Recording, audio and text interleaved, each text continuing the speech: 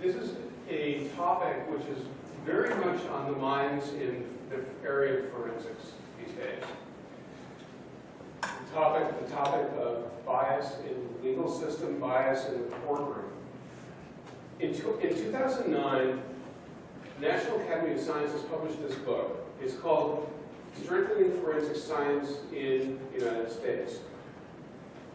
The book was the result of a commission from the United States Congress to find out what is the status of forensics now?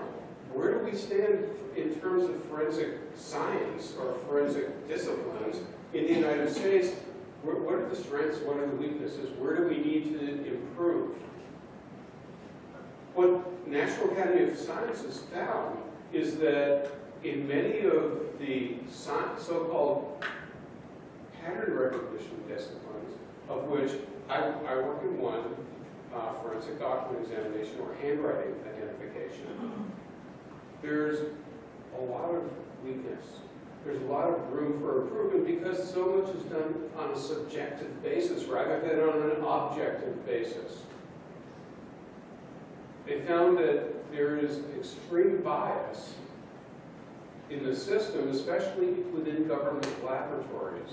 What they found was that the government laboratories, which are under the auspices of the police or under the district attorney or some other government agency, the laboratories tend to look at themselves as being an extension of the prosecution or of the police. Those are some of the issues we'll talk about tonight. It's very important. Last year at the National Academy of Sciences meeting, they had a full day presentation on this very topic of contextual bias and other types of bias in the legal system and in the forensics community. So it's a very hot topic these days. So the topic of bias. Bias is defined in the legal system in Black's Law Dictionary as a predisposition to decide a case or an issue in a certain way. This happens. We find that in some instances, judges will decide based upon what they believe. Juries will decide based upon who tells the best story. Juries will decide based upon who seems more like them, rather than what the truth is. So bias is very prevalent within the legal system. It's not just a bias of, I don't like those kinds of people, or we have this innate prejudice that certain groups of people tend to commit certain crimes. No, it's not that. It's a matter that the bias of the way people are brought up, the way people are brought to think about certain issues comes to play. And the way that people have been brought up, we'll see a good model later on by someone from the University of California, San Francisco, named Adam Goldine, who's put together a beautiful model for bias and how it works within all of us. And here's the question. Raise your hand if you know anyone who has any kind of bias. Raise your hand if you have bias. But actual bias, this is again a definition from Black's Law Dictionary.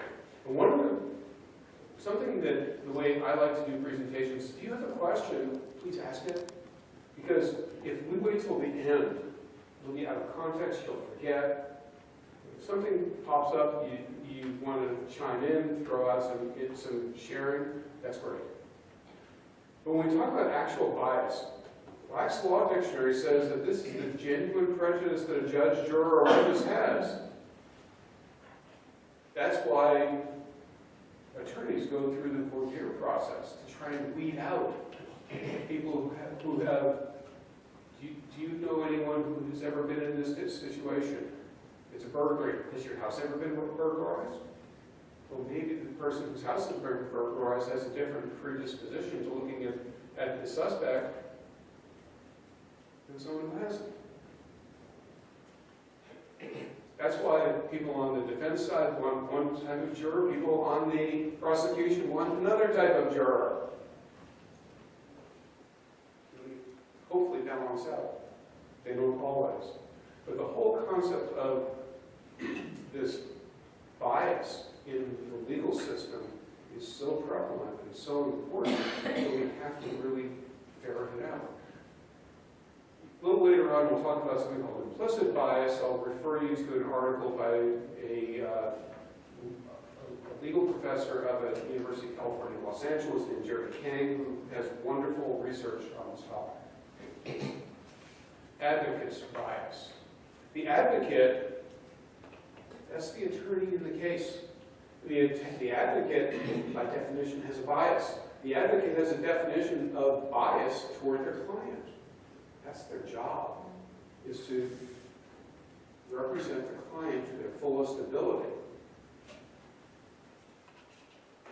So advocate's bias is very, very important in the case, but that's something that we as experts, we have to be careful that we don't get caught up in that advocate's bias, because we're going to advocate for the evidence.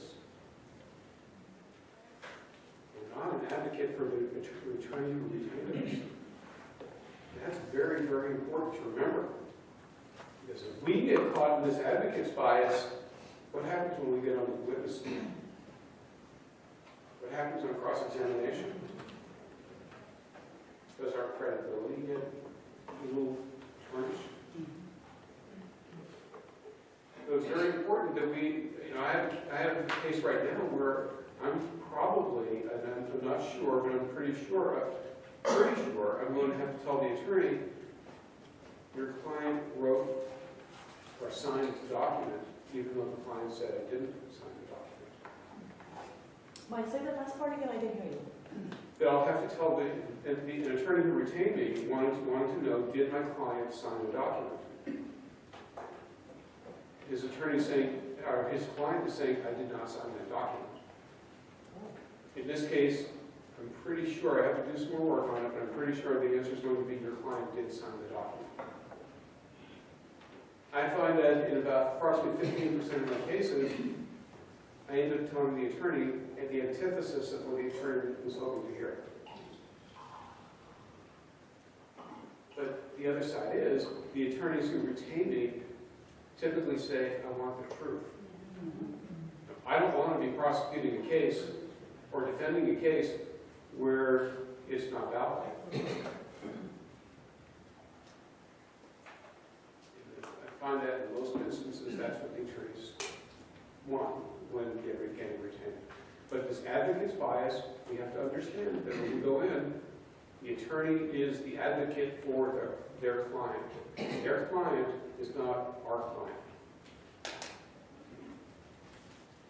Which sometimes becomes a little interesting because I have a lot of instances where the attorney has the client sign the retainer.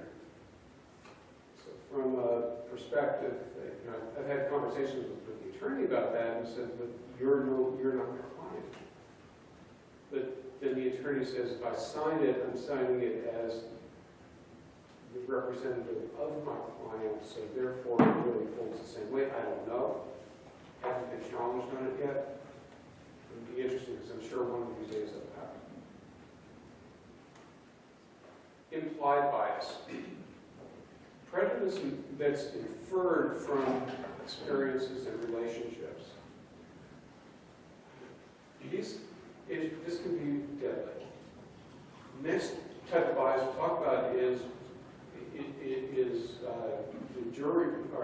juror bias and judicial bias. But when we talk about this implied bias, what happens if a judge knows the person who's on trial? What happens if the judge has a relationship with one of the attorneys who's prosecuting the case or defending the case? Is there a conflict of interest? There may be. But we have to be careful that we as witnesses, we don't get involved in that type of situation, that we have a relationship with one of the attorneys other than an employer-employee relationship. Because that can be looked upon that you're giving your testimony because you want to help a friend. So you have to be careful about that also, that there's not the implication of bias from us. Another aspect of that implied bias is when it comes to getting paid. Are you giving your opinion so that you will get paid? If you haven't received a retainer up front, or if you haven't received payment up front, that can come back on you. Even though you're not doing that, it can come back on you had the bias of wanting to give your opinion just so you get paid. No one works for free, though, so I don't understand. No one works for free. Right. Right. But the point is, if you get paid up front, then you don't have the implication that you're giving your opinion so you will get paid. I mean, I don't know if you've had, in your business, you've had problems with people giving paid. I have. I have. And that's the point, is that what I find when I get on the witness stand, one of the first questions I'm asked on cross is, have you been paid for this? Have you been paid before you came up here? Why? Because the implied bias is that I'll give my testimony and give my opinion so that I will get a paycheck. It's not true, but that's the implication.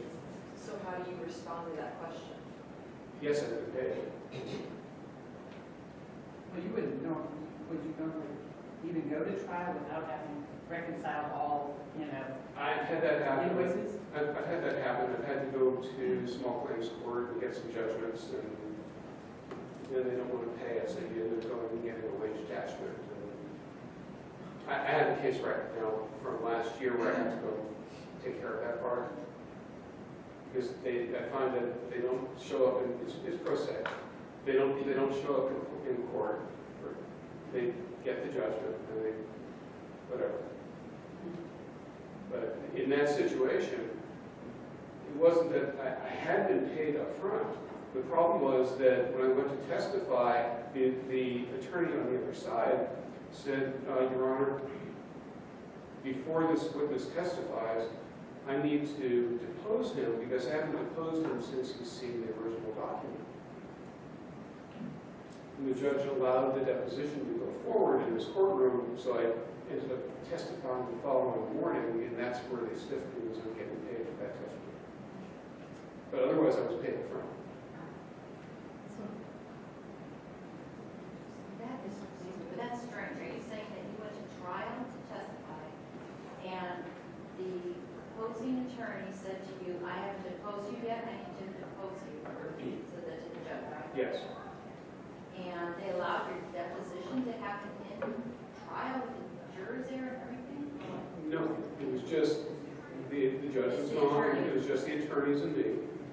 And we went through a deposition Wow. rather than testimony and continued trial the next morning. That makes no sense to It me. doesn't make sense. There's a discovery cutoff date that the Right. attorneys have to abide by. I understand And that. only if you have reviewed new materials and have changed your opinions do they even have the right to depose you a second time. So what prompted this? And you have to tell me. I wish I knew the answer to that. But what prompted it was the opposing counsel. See, what happened at the original deposition, the opposing counsel said to me, have you seen the original document? And I said, no, as far as I know, there is no original document. He goes across the table and says, here it is.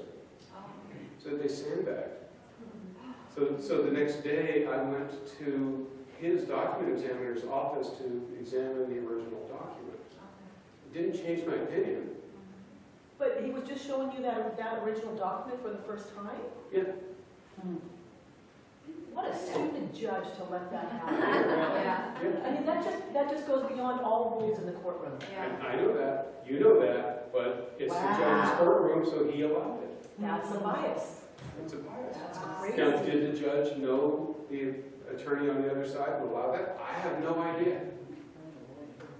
I have no idea. But was that a judicial bias in there that we see right here? Judicial bias? Absolutely. Wow.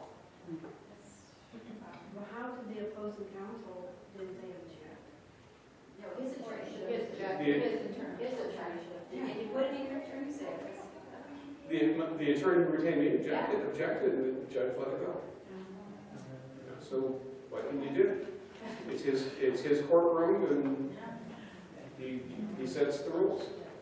So we went through a deposition that afternoon.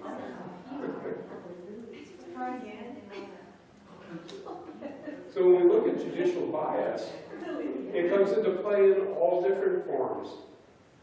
You know, even with the example we see up here, the example where, look, one person on one side is leading the count and there's more people on the other side, that can also be correct. The majority isn't correct. You know, I believe it was Alfred North Whitehead said, be careful when all the experts agree, because they may very well be wrong. And it's true. It's true. You know, throughout history, we see many examples of that. Look at Galileo. He spent the last 12 years of his life under house arrest because he had the audacity to say that the earth revolves around the sun. So we see this throughout history. Socrates got to drink the poison.